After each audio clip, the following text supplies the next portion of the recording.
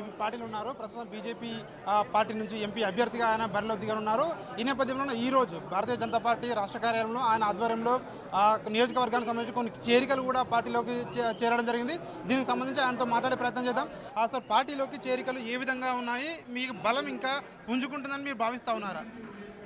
డెఫినెట్గా BJP development చూసుకొని కేంద్రంలో రావో గవర్నమెంట్ బీజేపీ గవర్నమెంట్ ఉన్న అందుకోసానికి అందరూ మా పార్టీలో చేరుతున్నారు.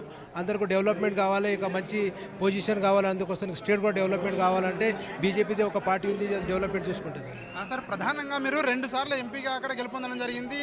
మీపై ప్రత్యర్థులు విమర్శిస్తూ ఉన్నారు. 2 సార్లు గెలిచిన తర్వాత కూడా అభివృద్ధి చేయలేదు బీబీ పార్టీలు అని చెప్పి విమర్శిస్తూ ఉన్నారు. వాళ్ళకి మీరు ఏం సమాధానం చెప్పబోతా ఉన్నారు?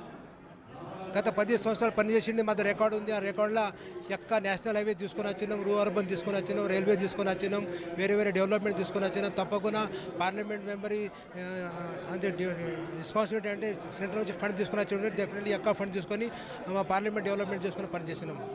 సార్, మీ నియోజకవర్గంలో కాంగ్రెస్ పార్టీ బలంగా ఉందని చెప్పేసి కూడా వాదనలు వినిపిస్తా ఉన్నాయి. ఇది ఎంతవరకు నిజం? సో బీజేపీ బలం ఎంత మేరకు పుంజుకుంది ఇప్పటివరకు? మన జైరాబాద్ పార్లమెంట్లో ఇంతకుముందు కాంగ్రెస్ బలం ఉండదు, కానీ ఇప్పుడు అట్లా లేదు. ఆ సిచ్యువేషన్ లాస్ట్ 10 yearsలో కూడా కాంగ్రెస్ కొంచెం సక్సెస్ రాలేదు. తప్పకుండా ఈ టైం కూడా అందరు బీజేపీ కూడా చూస్తున్నారు. బీజేపీ డెవలప్మెంట్ చూస్తేనే అందరు బీజేపీతోనే ఓటు వేయాలని అనుకుంటున్నారు.